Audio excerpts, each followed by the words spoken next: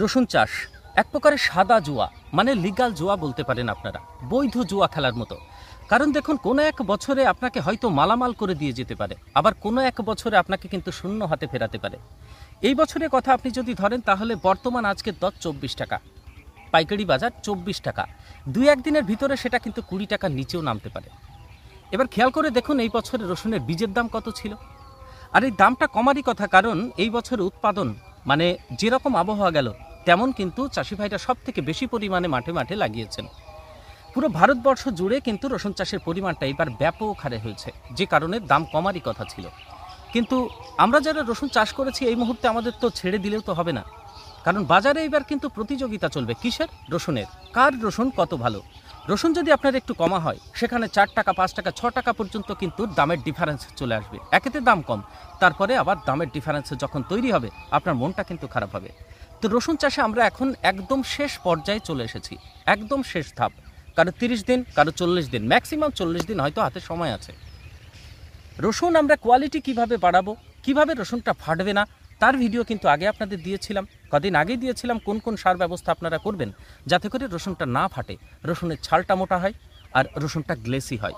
মাটির সে সারের কথা আপনাদের বলেছি, কিন্তু এই মুহূর্তে আমাদের যে লাস্ট সেচ দেব, সেখানেও আমাদের কিছু খাদ্য আমরা জমিতে দিতে পারি, তাতে করে রসুনের কোয়ালিটি ভালো হবে এবং গ্লেসি হবে। আবার ওপর থেকে একটা লাস্ট স্প্রে আমাদের কিন্তু করতে হবে, তার ফলে রসুনটা এ ক্যাটাগরির রসুন হবে। তো আমরা যারা স্টোর করব, এটাও একটা ভাবার বিষয়। যারা স্টোর করব, কি আমরা দেব না জমিতে। দেখুন, পিজিআরের প্রশ্ন আমাদের মাথায় ঘোরে যে পিজিআর কি জমিতে আমরা অ্যাপ্লাই করতে পারি, তাহলে সেক্ষেত্রে স্টোরেজে কি কোনো আমাদের অসুবিধা হবে? তো এই প্রশ্নের উত্তর আজকে ভিডিওতে জানাবো।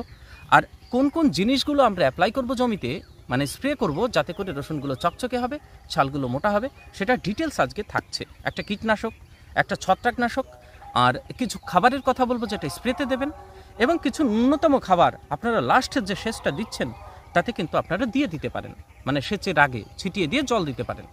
তো আসুন, আপনারা দেখছেন চাষি ভাই green wave farmers creation channel. আপনাদের সঙ্গে রয়েছি আমি সুশোভন। রসুন চাষের প্রথম থেকে কিন্তু ধাপে ধাপে নিয়ে আসছি, মানে আপডেট আপনাদের সঙ্গে মানে শেয়ার করছি, চ্যানেলে ভিডিওটা নিয়ে আসছি।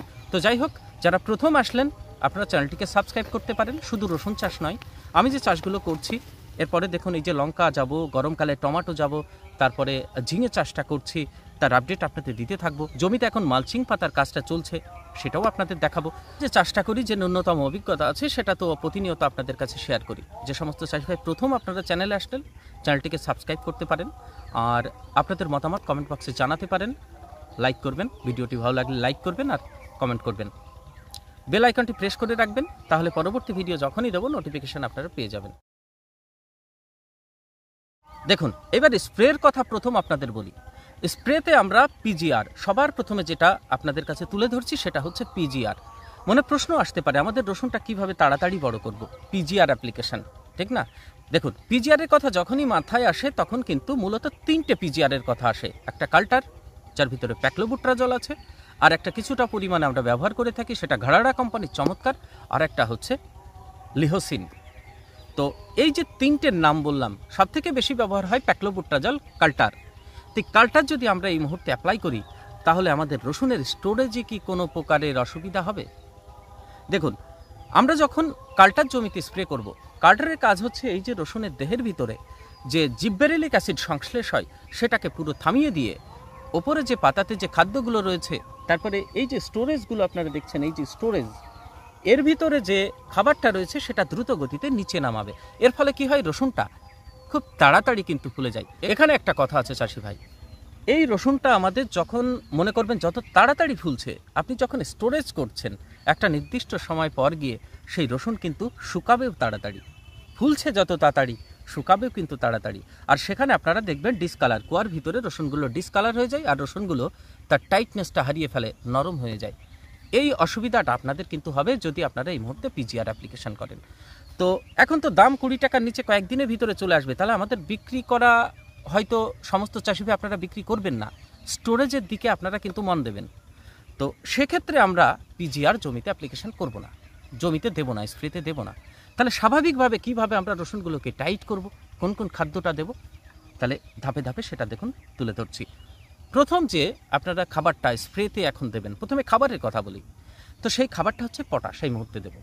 তো পটাশের কথা, অর্গানিক পটাশ, এফএমসি কোম্পানির লিজেন্ড, যেটা হচ্ছে এই যে এফএমসি কোম্পানির লিজেন্ড, এর ভিতরে অর্গানিক পটাশ আছে। দেখুন কাছে নিয়ে একটু লক্ষ্য করুন, অর্গানিক পটাশের সোর্স এর ভিতরে আছে। রসুন এবং পেঁয়াজের ক্ষেত্রে যখন নামতে শুরু করে নিচের দিকে, তখন কিন্তু এই পটাশ খুব উপযোগী। ওপরে স্প্রে করে দেবেন, 1 জার জলে 15 লিটার জলে 1 পাতা দেবেন, এই এফএমসি কোম্পানির লিজেন্ড।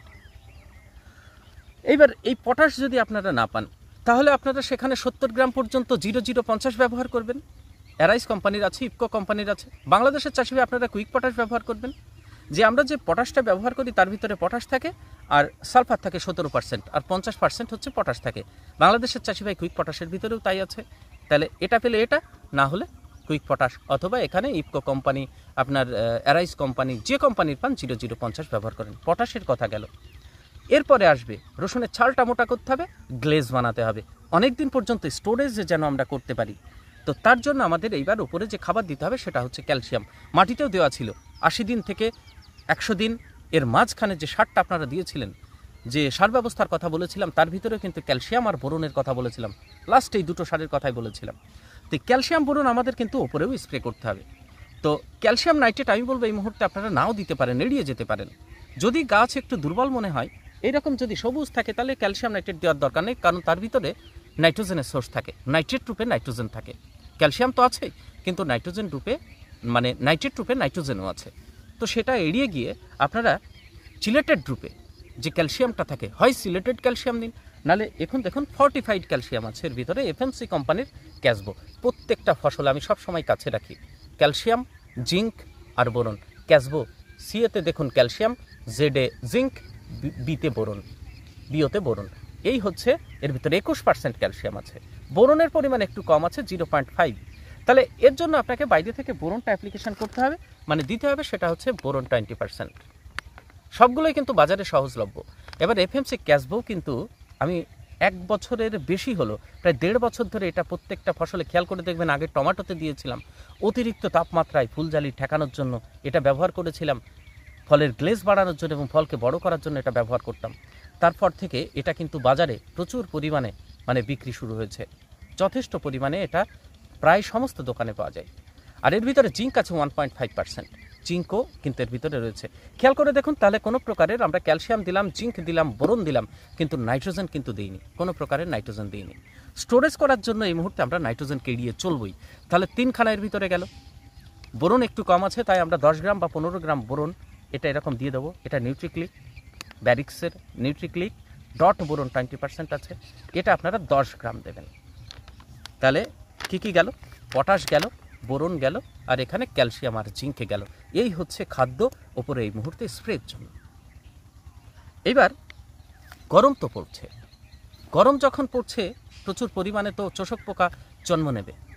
চোষক পোকা এখনও কিন্তু গাছ আপনার 30 থেকে 40 দিন আপনার রাখতে হবে।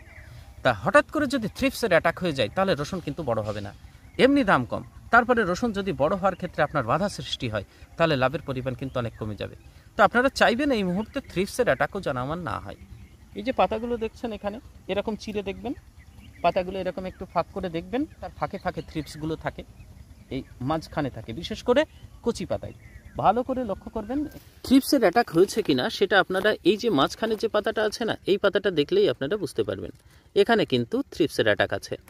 এই মাঝের পাতা এইভাবে ফাঁক করলে সেখানে কিন্তু একদম গুঁড়ো গুঁড়ো আপনারা, ওই দেখুন দেখতে পাচ্ছেন, খেয়াল করুন, এই দেখুন। এটা কিন্তু আর বাড়তে দেবেন না, বাড়তে দিলে কিন্তু আপনার উৎপাদনে মানে ব্যাঘাত একটু হবেই, কিন্তু ফলন আপনার কিন্তু কম পাবেনই। যত এরকম ভিতরের দিকে যাবেন তত কিন্তু বেশি দেখতে পাবেন। খেয়াল করেছেন? এই দেখুন কত হেঁটে বেড়াচ্ছে। তো এইগুলো আপনাকে একটা মারতেই হবে। এখনও তো 40 দিন রসুন তুলতে, তাই না? এত হুটোপাটা নেই, আমাদের তো রসুন একটু ওয়েট করে তুলতেই হবে। তো উড়ন্ত যে সমস্ত পোকাগুলো আছে, মশা মাছি এবং থ্রিপস যেগুলো আছে, সেগুলো মারার জন্য এই মুহূর্তে সব থেকে লেটেস্টে যেটা কাজ করবে সেটার আপনাদের নাম বলি। দেখুন, দুটো মেশাতে হবে, কিন্তু আবার মেশানোর রূপেও যেটা পাওয়া যায় সেটা বলছি। এটা হচ্ছে দেখুন কৃষি রসায়নের KF18, এর ভিতরে যে টেকনিক সেটা হচ্ছে ফিপ্রোনিল। ফিপ্রোনিল এর ভিতরে আছে 18%, 18.87% SC ফর্মে আছে ফিপ্রোনিল। পার্সেন্টেজটা যথেষ্ট ভালো আছে। তো ফিপ্রোনিল KF18 এটা আপনারা ব্যবহার করতে পারেন। আর এর সঙ্গে আপনারা মেশাবেন সেটা হচ্ছে ইমিডাক্লোরাপিড 17.8%। দেখুন ফিপ্রোনিল আর ইমিডার মিশ্রণ খুব বেটার কাজ করবে। আর একটা কথা বলি, সেটা হচ্ছে থাইমোটাক্সাম আর ল্যামডাসাইহ্যালোথ্রিন খুব ভালো কাজ করবে, যেটা সিনজেন্টা রেলিকার ভিতরে আছে। তো টেকনিক্যাল আমি বললাম ল্যামডাসাইহ্যালোথ্রিন, থাইমোটাক্সাম, অথবা আপনি ইমিডাক্লোরাপিড, থাইমোটাক্সাম, অথবা ইমিডাক্লোরাপিড, ফিপ্রোনিল, যে কোনো দুটো মেশাবেন, মিশিয়ে আপনারা জমিতে অ্যাপ্লিকেশন করবেন, খুব ভালো কাজ পাবে। দেখুন পলিশ পাওয়া যায় বাজারে, ইমিডাক্লোরাপিড আর ফিপ্রোনিল 40% মেশানো আছে, যেটা ডাস্ট রূপে আছে, পাউডার রূপে, সেটাও আপনারা ব্যবহার করতে পারেন। তো যাই হোক, চোষক পোকা মারার জন্য ফিপ্রোনিল, থাইমোটাক্সাম আর ইমিডাক্লোরাপিড দুটো করে যে কোনো একটা করে কম্বিনেশন করুন, করে জমিতে অ্যাপ্লিকেশন করুন, জমিতে স্প্রে করুন, ভালো কাজ পাবেন। তো এই গেল হচ্ছে আপনার চোষক পোকার জন্য।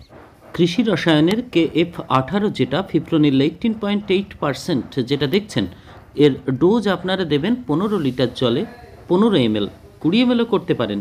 সিঙ্গেল যদি ব্যবহার করেন সেটা 25 ml পর্যন্ত ব্যবহার করবেন। আর সঙ্গে ইমিডাক্লোরাপিড আপনারা 15 ml মেশাবেন, অর্থাৎ 15 + 15, এই হচ্ছে ডোজ। ফাঙ্গিসাইড, এই মুহূর্তে কি ফাঙ্গিসাইড দিতে হবে? দেখুন আপনারা গাছ এখন যেহেতু পাতাগুলো শক্ত হয়েছে, বড় হয়েছে, যদি তেমন কোনো মাথা পোড়া না থাকে, তাহলে যে কোনো ফাঙ্গিসাইড আপনারা ব্যবহার করতে পারেন। সাব ফাঙ্গিসাইড ব্যবহার করতে পারেন, রেডোমিল গোল্ড ব্যবহার করতে পারেন, ক্যাব্রিওটপ ব্যবহার করতে পারেন। আর তো মাত্র 30 দিন, হালকা করে একটা ফাঙ্গিসাইড আপনারা জমিতে দিয়ে দিতে পারেন। তেমন কোনো বাধ্যবাধকতা নেই যে আমাকে এটা করতেই হবে। এই যে উপাদানগুলোর কথা বললাম, বারবার তো স্প্রে করা যায় না, সেক্ষেত্রে আপনারা আলাদা আলাদা গুলে নেবেন। আলাদা গুলে সবার লাস্টে কীটনাশকটা মেশাবেন। দ্রবণ থেকে আলাদা দ্রবণ তুলে নিয়ে কীটনাশক 2-1 ফোঁটা দিয়ে দেখতে পারেন। যদি ছানা কেটে যায়, গরম হয়, তাহলে সেটা আপনি মেশাবেন না, কীটনাশকটা দেবেন না, পরে কীটনাশকটা আলাদা একদিন দিয়ে দেবেন। তো এই ছিল হচ্ছে ওপরের স্প্রের কথা, টোটাল স্প্রের কথা। স্প্রেগুলো করুন, দেখবেন এই যে হাতে 30 দিন আপনার আছে, রসুনটা খুব সুন্দর হবে, ছালমোটা হবে, চকচকে হবে। আর শেষ বেলায়, একদম শেষে আপনি যে সেচটা দিচ্ছেন, সবার শেষ যে সেচটা, জলটা দেবেন, এই সময় আপনারা জমিতে 1 বিঘা জমিতে 2 কেজি মাত্র 05234 আপনারা দিতে পারেন। এর আগে কিন্তু আমরা ক্যালসিয়াম আর বোরন দিয়ে ফেলেছি, এখন কিন্তু আর দরকার নেই। 80 দিনের মাথায় যে ভিডিওটা দিয়েছিলাম, ক্যালসিয়াম আর বোরন আপনারা দিয়েছিলেন, কোনো প্রয়োজন নেই। তাহলে এখন এই যে কদিন আছে, আমাদের রসুনটাকে টাইট করার জন্য শুধু, আর বড় করার জন্য ফসফরাস আর আমরা পটাশ দেব মাটিতে। তো সার হিসাবে যদি দিই, সেক্ষেত্রে কিন্তু ভালো কাজ পাবেন না। সার যে দানাগুলো আপনারা দিচ্ছেন, তো এক্ষেত্রে আপনারা কি করতে পারেন, 05234 ওপরে যেটা আমরা স্প্রে করি, 1 কিলোর যে প্যাকেটটা পাওয়া যায়, তো সেটা আপনারা 1.5 থেকে 2 কিলো সম্পূর্ণ জমিতে ছেটান। জমিতে ছেটানোর পর তেমন কোনো অসুবিধা হওয়ার কথাই না, কিচ্ছু হবে না, কোনো অসুবিধা হবে না। যদি মনে হয় পাতাতে 2-1টা দানা বেঁধে আছে, একটা সুতো টেনে বা হাত দিয়ে, একটা লাঠি দিয়ে এইভাবে আপনারা নাড়া দিয়ে, টোটাল এইভাবে গাছগুলো নাড়া দিয়ে মাটিতে দেখবেন পড়ে যাবে, ইজিলি এইভাবে নাড়া দেবেন, সব পড়ে যাবে, তারপরে জলটা ছাড়বেন। তাহলে ওই যে 05234 আপনি মাটিতে দিলেন, একদম 2 দিনের ভিতরে গাছগুলো কিন্তু মানে খাবারটা নিতে থাকবে ওই দানা থেকে, কারণ ওটা খুব সহজে জলে গলে আর সুন্দরভাবে সমস্ত জায়গায় মাটির উপরে একটা লেয়ার মতো তৈরি করে দেবে 05234টা। তা এই ছিল এই মুহূর্তের রসুন চাষের, আপনি শেষ বলতে পারেন, এটাই শেষ, আর কোনো পরিচর্যা নেই।